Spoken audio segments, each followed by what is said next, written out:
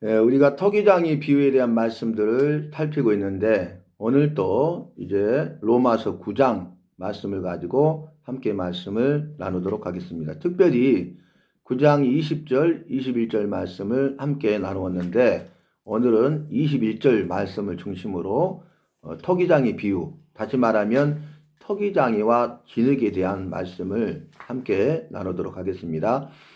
토기장이 그러면은 자, 토기가 있죠. 토기를 만드는 장인을 토기장이라고 그러죠. 그러면 토기는 흙으로 만든 그릇이 토기 아니겠습니까? 예. 그래서 이제 그 그릇의 원재료가 무엇이냐? 흙이죠, 흙. 그런데 진흙이라고 성경은 말씀하고 있습니다. 진짜 흙 중에 흙. 그러니까 이제 흙이 있는데 발에 밟힐 뿐이죠. 그래서 말씀드린 대로 아무 의미나 가치도 없고 그 다음에 누구도 거들떠보지 않고 관심을 갖지 않는 그냥 일반 평범한 흙에 불과한데 그냥 흙으로 있을 건데 근데 토기장이가 그 흙을 택한 거예요. 그러니까 선택은 토기장이에게 있습니다. 그러니까 많은 흙 가운데 선택을 받은 거예요. 그리고 이미 말씀하신 대로 이제 그 보잘것없는 가치 없는 누구도 관심을 갖거나 거들떠보지도 않는 그 일반 흙에 불과했는데 토기장의 선에 의해서 선택되어진 거죠. 그래서 어떻게 합니까? 인간 창조도 마찬가지죠. 여호와께서 흙으로 우리를 빚으사 그 코에 생기를 불어넣으시니 생명, 살아있는 사람이 되었다. 그래서 우리 육체를 흙으로 빚었잖아요. 지금도 흙이 있죠. 그래서 일반 흙인데 그 흙 가운데서 우리를 선택하셔가지고 우리 육체를 만든 거예요. 사람의 육체를. 그리고 영혼을 불어넣으셔서 사람이 되게 하셨잖아요. 그러니까 토기장이신 여호와께서 지으신 여호와께서 선택하신 거예요. 그러면 아니 왜 저 사람은 선택하고 나는 선택하지 않았어요? 흙이 그럴 권한이 없다 그 말입니다. 그 권한은 토기장이에게 있는 거죠. 그 권한은 지으신 여호와께 있는 것이죠. 그래서 그걸 뭐라 하냐면 토기장이 비유 그러면은 제가 가장 큰 것이 뭐라겠어요? 이꼬르 절대 주권.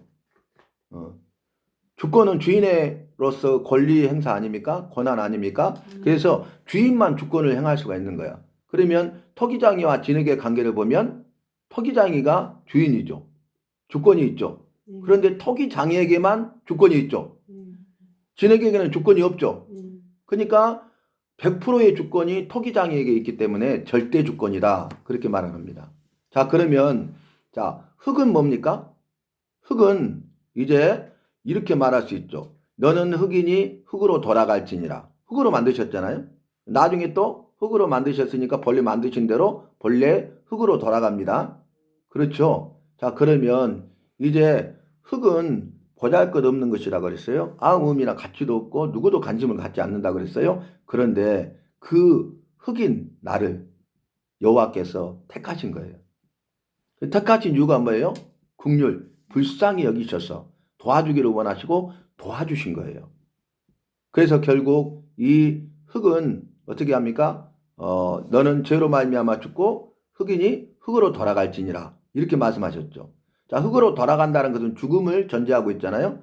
죽음은 뭘 전제하고 있어요? 죄를 전제하고 있죠. 그러니까 죄로 인해서 죽고 죽음 이후에는 흙으로 돌아가는 것이에요. 이 세 가지가 가정이 되어지는 거죠. 자, 그러면 죄에 대해서 살필 때, 자, 우리는 진흙으로 만들어졌는데 죄를 보면서 죄 가운데 있잖아요. 죄에 종된 삶을 살고 있잖아요.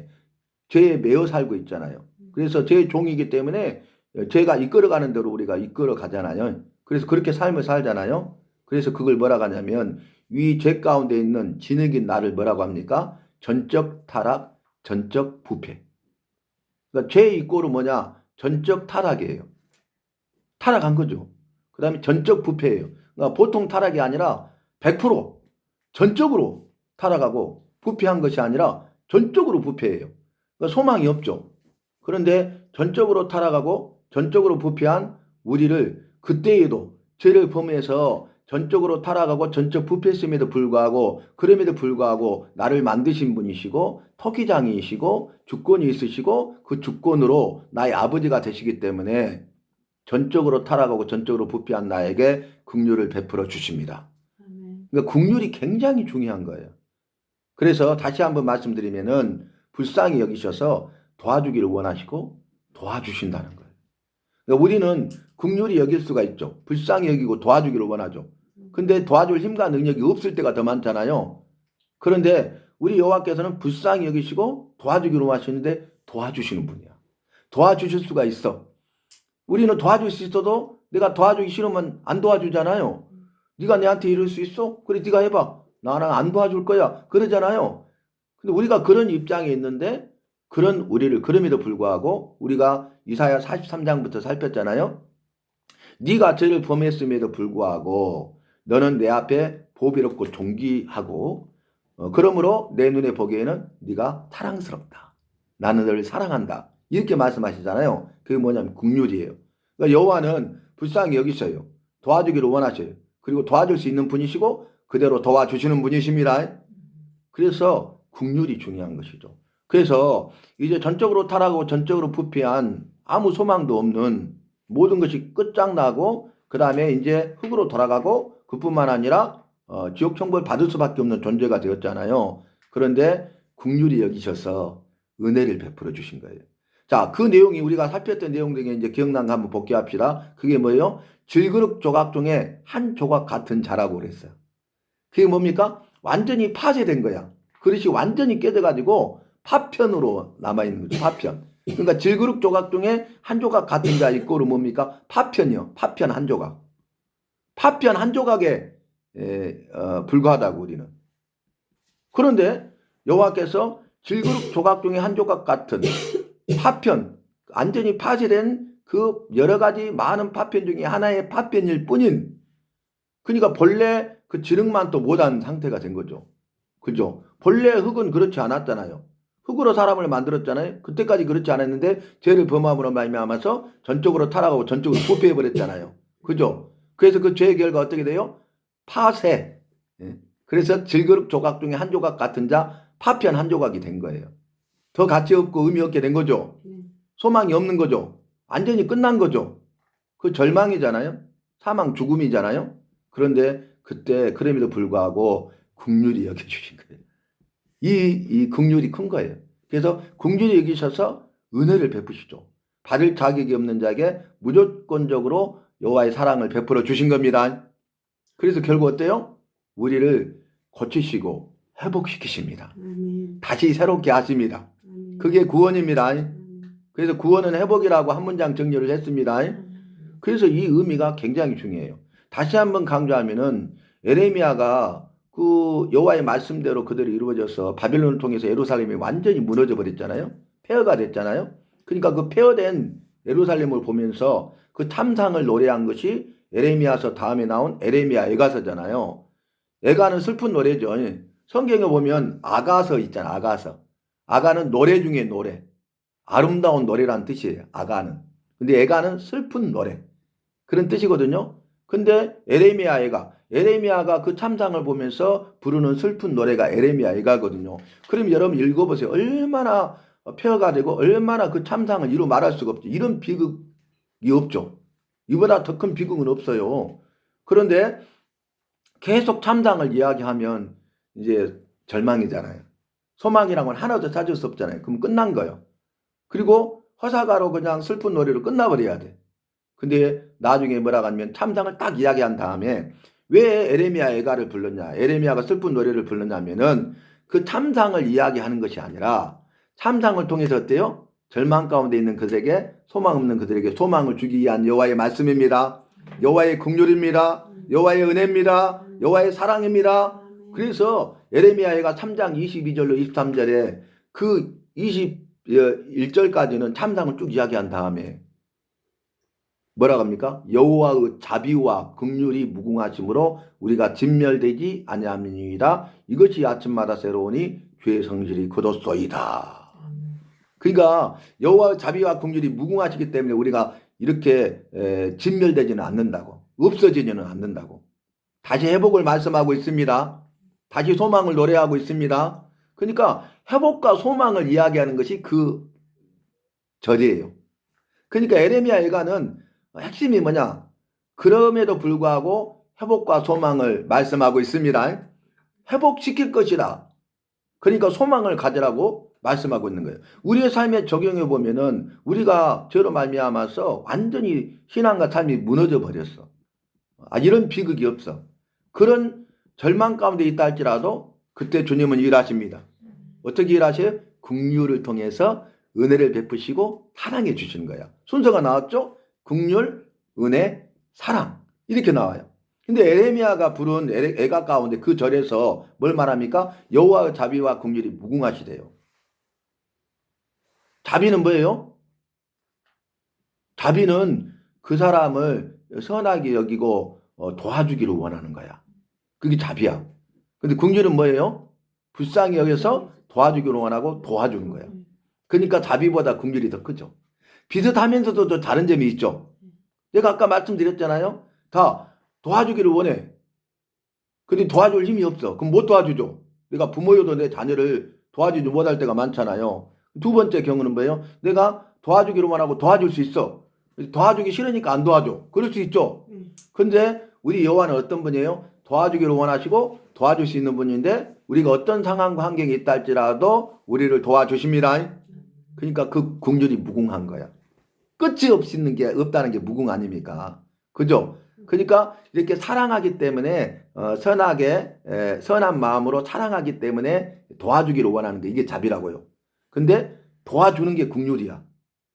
선한 사마리아인 비유 우리가 나눴죠. 거기 보면은 핵심이 나오죠. 누가 강도 만난 자의 이웃이냐 이렇게 물어봐요. 그러니까 뭐라고 합니까? 자비를 베푼 자이니이다. 그죠? 그리고 나서 그 다음에 뭐라고 합니까? 너도 가서 이와 같이 하라. 이게 핵심이라고 그랬잖아요. 선한 사마리아인의 비유 핵심 세 가지. 자, 그러면 뭐예요? 누가 강도 만난 자의 이웃이냐 그랬는데 제사장이나 레위인은 자비가 없는 거죠. 그 사람을 사랑하거나 도와주고자 하는 마음이 없었죠. 그럼 그냥 지나가 버렸잖아요. 근데 사마리아인은 자비, 그 사람을 사랑해. 그리고 불쌍히 여겼어. 그러면 자비에서 끝날 수 있잖아요. 사랑하고 불쌍히 여겼지만 나도 어쩔 수 없어. 나도 지금 길을 가야 되고 약속이 있고 지금 지체하면 안 되고 자기 돈 안 아까운 사람이 어디가 있어요. 그러니까 그냥 지나칠 수 있잖아요. 근데 자비를 베푼 자이다 그랬는데요. 그 사람은 생각한 대로 행한 거야. 그러니까 긍휼이란 단어 없지만 그 일을 보면 그 행함을 보면 긍휼을 베푼 것입니다. 여호와께서 긍휼을 베푸신 것처럼 선한 사마리아인이 긍휼을 베푼 거야. 우리가 아멘 입술로 고백한 게 중요하다고 했잖아요. 아멘은 진실로 라는 뜻인데 반드시 그렇게 될 줄로 내가 믿습니다 였어요. 그러면 입술로 아멘을 말하는 게 중요하다고요. 근데 시작이에요. 이보다 더 중요한 것은 삶으로 아멘을 말해야 됩니다. 그러니까 입술로 말하는 것이 자비라면 삶을 통해서 그 일을 행하는 것이 긍휼입니다. 여호와께서는 긍휼을 베푸시는 분이십니다. 그러니까 여호와의 자비와 긍휼이 무궁하심으로 자비에 머무르지 아니하고 긍휼에 이르게 된 것입니다. 근데 그것은 무궁하고 한이 없고 끝이 없습니다. 우리를 불쌍히 여기시고 도와주기 원하시고 도와주시는 것은 끝이 없습니다. 그래서 베드로가 가서 예수님께 물었잖아요. 우리가 형제가 잘못하거든 몇 번이나 용서하리까? 우리 유대인들도 3-4번이고 한국인들도 3-4번이잖아요. 3을 굉장히 중요시 여겨요. 3번까지는. 그러니까 유대인들은 보통 많이 용서해주면 3번이거든요. 근데 베드로가 자신있게 7번까지 하니까 자기는 그럴 수 있다는 거예요. 그러니까 칭찬받으려고. 그러니까 자기 의를 드러내는 거예요. 그리고 칭찬받으려고 한 거예요. 그러면 예수님께서 야 베드로야 네가 믿음의 사람 맞구나. 네가 7번이나 용서하다니 이럴 줄 알았는데 예수님 뭐라고 합니까? 70번씩 7번이라도 용서하라. 그러면 우리는 7은 49, 490번 용서하면 숫자 세면 되겠습니까? 그건 뭐냐면은 끝없이 용서하라는 겁니다. 아시겠습니까? 7은 완전수예요. 완전수 성경에서. 그러니까 베드로가 7번 용서하니까 나는 7번까지 용서할 수 있습니다. 이렇게 말하는 거야. 근데 그것은 완전한 게 아니라는 거예요. 그래서 70이라는 숫자가 중요해요. 70년 동안 포로 생활했잖아요. 그리고 다시 회복돼서 돌아왔습니다. 그런 의미들을 우리가 탈피해야 되겠다 그 말이죠. 그래서 7은 안전수인데 가장 기본수가 0부터 9까지 10개 줘. 그래서 10을 곱하면 70이야. 70. 뭔 말인지 이해되시죠? 네. 그러니까 완전수야. 완전수. 그게. 그러니까 니는 끝까지 제한하지 말고 완전인하게 용서하라. 그런 의미가 되겠습니다. 그래서 그렇게 예수님이 하신 말씀 뭐예요? 자비를 베풀고 긍휼을 여기되 그 자비와 긍휼은 무궁하고 끝이 없다. 무궁하고 끝없이 용서해야 된다. 무궁하고 끝없이 사랑해야 된다. 그런 의미가 되겠죠. 그래서 오늘 의미하고도 똑같습니다. 똑같아. 자, 그러면 다시 잠깐 복기를 하고 오늘 말씀을 더 구체적으로 살펴보면 이런 내용이 있죠. 자, 우리가 이사야 45장, 64장 이미 살폈죠. 그리고 로마서 9장도 지난번에 한번 살폈잖아요. 그러면 이런 내용이 뭐냐면은 이렇게 말해요. 천지만물을 만드시고 사람을 만드신 분은 여호와시고 모든 천지만물과 사람은 여호와께 지으심을 받았습니다. 다시 말하면 여호와는 나를 지으신 분이고 나는 지음을 받았어. 여호와는 창조주, 나를 만드신 주인이시고 나는 지음을 받은 피조물이에요. 그러니까 여호와는 주인이시고 나는 종이죠. 그죠? 그런데 그럼에도 불구하고 여호와께서 우리에게 은혜를 베풀어 주셨어요. 그게 뭡니까? 여호와의 형상대로 만드신 거죠.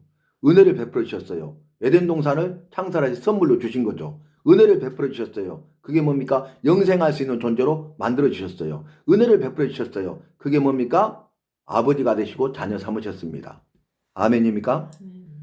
이게 엄청난 거예요. 그래서 결국 어떻게 됩니까? 우리가 여호와의 말씀에 불순종하여 죄를 범하고 반드시 죽게 되었음에도 불구하고 여호와와 원수되었을 때, 연약할 때에 죄인되었을 때 그럼에도 불구하고 우리에게 긍휼을 베푸사 은혜를 주시되 사랑해 주셨습니다. 그래서 자기 아들의 생명을 내어주심으로 우리에 대한 자기의 사랑을 확증하셨습니다. 엄청난 거예요. 자, 그러면은 자, 여호와와 우리의 관계를 설명드렸는데 성경에서는 토기장이로 비유해. 주는 토기장이 우리는 지능. 이렇게 말씀했죠.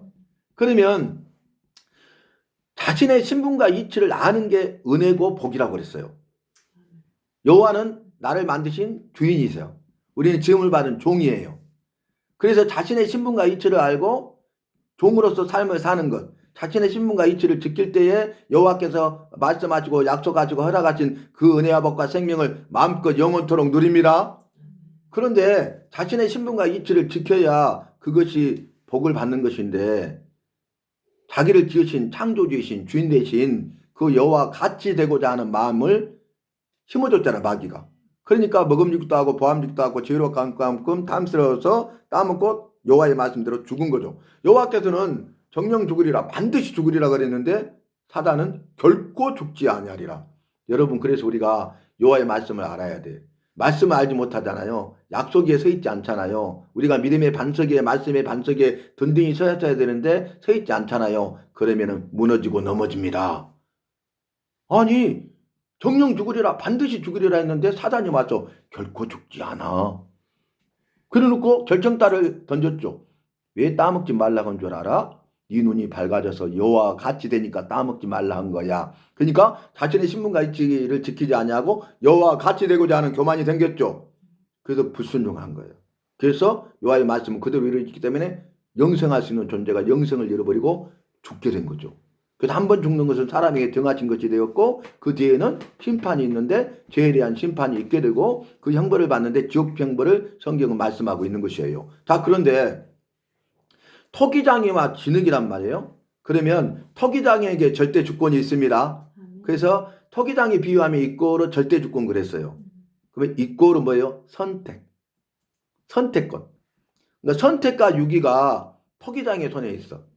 선택, 택하고요. 유기는 버리는 거야. 그죠? 그러면 한번 생각해 봅시다. 구원의 의미에서 살펴보면 반드시 죽으리라 해서 모든 인간은 다 죽게 돼 있죠. 그렇잖아요. 그리고 모든 인간은 다 지옥 형벌 받아야 돼. 그런데 여호와께서 그럼에도 불구하고 긍휼히 여기사 구원의 은혜를 베풀어 주시고 여자의 후손 그리고 십자가의 사랑을 통해서 우리를 다시 구원해 주셨습니다. 구원은 회복이니까 영생할 수 있는 존재가 되게 하신 것입니다. 마지막 때에 우리가 영생하게 됩니다. 그러니까 이미 우리가 약속 어음을 받은 것처럼 보증수표를 받은 거야. 그리고 나중에 이제 기한이 되면 은행에 그거 집어넣으면 돈으로 받을 수 있잖아요. 영생도 그렇게 된 거예요. 영생을 선물로 주시겠다고 말씀하셨고 이미 우리는 영생을 선물로 보증투표로 받았어. 나중에 예수님이 다시 오시면 그때 영생하게 됩니다. 그래서 구원의 의미도 바로 거기에 있다는 거예요. 그런데 놀라운 것은 뭐냐? 토기장애와 진흙의 비유 가운데 아니 우리는 다 죽게 되었는데 그 긍휼, 은혜, 사랑을 베풀어 주셔가지고 예수님을 통해서 우리를 선택하셔서 예수 믿는 자들을 선택하셔서 예수 믿고자 믿는다고 신앙 고백하게 하시고 그들을 살게 하셨습니다. 다시 구원으로 회복하여 영생을 선물로 주셨습니다. 그러면 우리 입장에서 생각해 봅시다. 따질 권한이 없다는 거죠. 첫 번째. 그리고 모든 것은 하죠. 나 같은 죄인을 구원해 주신 것만에 대해서 감사로 끝나야 됩니다. 근데 아니 누구는 구원해주고 왜 누구는 버리셨어요?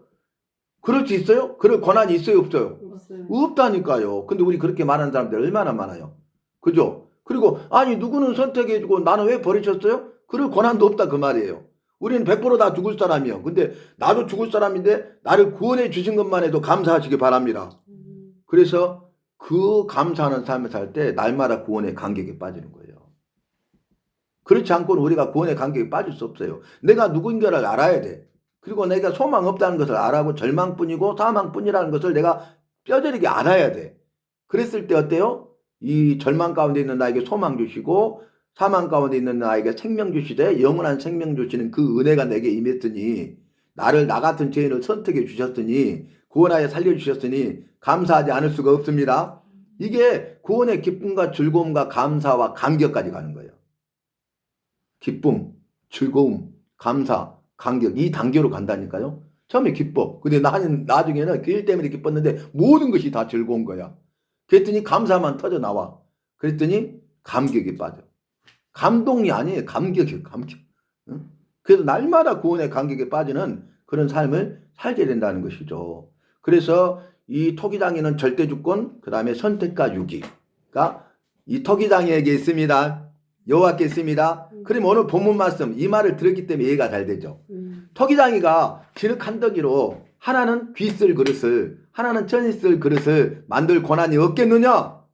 그 권한이 있습니다. 토기장이에게. 근데 진흙이 아니 왜 저기는 귀한 것으로 만들고 나는 천이 쓸 그릇으로 만들었어요? 그럴 주권이 없습니다. 따질 수가 없습니다. 그러니까 절대 주권을 인정하면 따질 수가 없어. 그걸 인정하지 않기 때문에 따지니까 원망하고 불평불만해서 저주를 받는 거예요. 그죠? 내가 바로 그런 사람이었는데 나 같은 죄인을 그럼에도 불구하고 긍휼 불쌍히 여기시고 도와주고 원하시고 은혜를 베풀어 주셔가지고 자격도 없는데 사랑해 주시고 구원해 주신 것입니다. 그게 너무 감사하죠. 아니 나를 천이 쓸 그릇으로 써주신 것만 해도 감사한 거야. 그렇지 않아요? 지금 보면 흙이 얼마나 많아요. 밟힐 뿐이잖아요. 내가 바로 그런 존재라니까요. 아무것도 아닌 존재예요. 근데 아무것도 아닌 나를 택하셔가지고 육체를 만드시고 영혼을 불어넣어서 사람으로 만드시고 부모님을 통해서 이 땅에 태어나게 해주신 거잖아요. 감사만 해야죠. 그리고 내가 죄를 범하고 죽게 되었는데 지옥 형벌을 받아야 되는데도 불구하고 나 같은 죄인을 구원해 주시고 죄 용서해 주시고 사망에서 생명을 옮겨 주시고 영원한 생명을 약속하신 대로 선물로 주시고 지옥 형벌 면하게 하시고 천국 가게 하신 것만 생각하면 감사합니다. 다른 거 다 없어도 그걸 깨달은 사람은 감사가 넘칩니다. 감사만 하고 사는 거야. 근데 우리가 그걸 모르는 거예요, 여러분. 그래서 오늘 토기장이가 진흙한 덩이로 이렇게 말했잖아요. 그러면 똑같은 진흙한 덩어리야. 근데 똑같은 이 진흙한 덩어리로 하나는 귀 쓸 그릇을 하나는 천이 쓸 그릇을 만드신 것은 토기장의 절대 주권이고 선택과 유기입니다. 그런데 여기 밑에 흐르는 사상은 뭐예요? 긍휼, 은혜, 사랑이라는 것을 꼭 기억하시기 바랍니다. 왜 나를 그렇게 만드셨어요? 왜 나를 구원해 주셨어요? 왜 영원한 생명을 선물로 주셨어요? 그건 뭐냐면은 나에게 먼저 긍휼히 여기시고 은혜를 주시고 사랑해 주셨기 때문이야. 그게 답입니다. 내가 지금 존재하고 있는 것은 내가 죽음 위에 천국과 영원한 생명과 복을 누릴 수 있는 것은 오직 여호와의 긍휼과 은혜와 사랑입니다. 내 가정에도 여호와의 긍휼과 그리고 은혜와 사랑이 필요한 거예요. 내 자녀들에게, 내 생업에도 이 세 가지가 필요해요. 그래서 여러분 우리가 기도 제목이 하나 생겼는데 여호와여 나와 우리 가정과 자녀들에게 관계된 모든 사람들에게 여호와의 긍휼과 은혜와 사랑을 베풀어 주시옵소서. 이렇게 우리가 구해야 될 것이라고 말씀드리고 싶습니다. 자, 그러면 이 토기장의 비유 가운데요. 자, 이꼬르 절대주권, 이꼬르 선택과 유기라겠죠. 근데 이꼬르 또 하나가 들어가요. 그게 뭐냐면 진노와 긍휼이에요. 진노와 긍휼. 진노. 죄에 대해서 진노하세요. 왜 그렇습니까? 여호와는 공의로우신 여호와죠. 그러니까 여호와의 속성, 성품 가운데 가장 제1되는 속성, 성품이 공의예요. 공의. 제2의 속성이 사랑이에요. 사랑이 먼저 아닙니다. 우리 사랑의 여호와 사랑의 여호와 하다 보니까 익숙해 갖고 사랑이 첫 번째로 생각하잖아요. 근데 여호와의 첫 번째 속성은 공의예요. 공의. 의로우셔. 죄가 없으셔. 그렇기 때문에 죄를 미워하시고 싫어하시고 죄에 대해서 반드시 심판하십니다. 그러면 죄에 대해서 진노하신다는 거예요. 그래서 진노로 인하여서 심판하시고 심판을 통해서 형벌을 받아. 세 가지를 기억하세요. 자, 진노, 그 다음에 심판, 형벌. 근데 그 전제가 뭐가 있어요? 죄죠, 죄. 죄에 대해서 진노하시고 죄에 대해서 심판하시고 죄에 대한 형벌을 내리신다 그 말이에요. 그죠?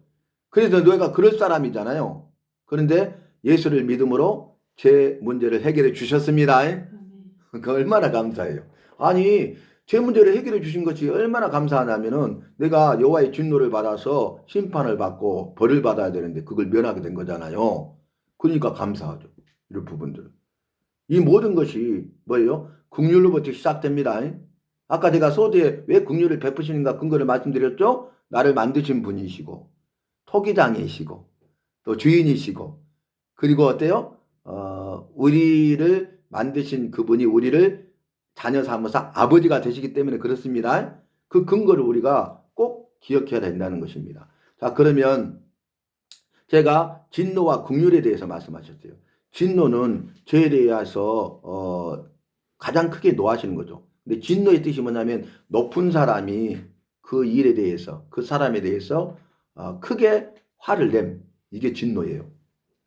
높은 사람입니다. 근데 여호와는 지극히 높으신 분이죠. 최고로 높으신 분이죠. 그러니까 예를 들어서 엄마 아빠가 진노해도 이게 엄청나게 큰 충격이잖아요. 근데 우리나라 대통령이 나에 대해서 진노해버렸어. 더 높은 분이죠, 그분이. 근데 여호와께서 진노해버렸어. 끝난 거죠. 그죠? 그만큼 죄가 크고 무겁고 무섭다는 거예요. 내가 지은 죄가 그만큼 크고 무겁고 무서운 죄를 범했다는 거예요. 가장 높으신 분이 크게 노할 정도로. 내가 바로 그런 사람임을 여러분 인정하시기 바랍니다. 그러니까 진노하세요. 그러면 뭐가 와요?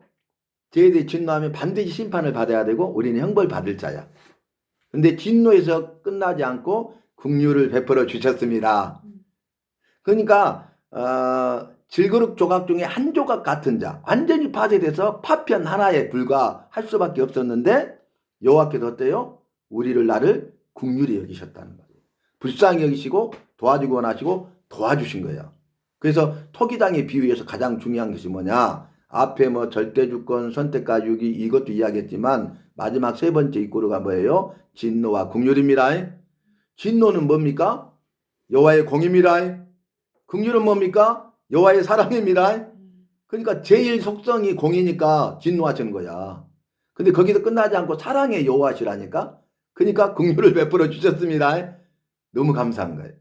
자, 오늘 말씀 여기까지 정리했는데 토기장이 비유 그러면은 절대 잊지 마세요. 토기장이 이꼬르 절대주권, 이꼬르 선택과 유기, 그리고 이꼬르 진노와 긍휼. 이것을 꼭 기억하시기 바랍니다. 그래서 우리가 주는 토기장이고 나는 진흙이다. 그래서 나의 모든 주권이 내게 있는 것이 아니라 여호와께 있다. 그러므로 여호와께 의지하고 여호와께 맡기는 훈련을 하십시다.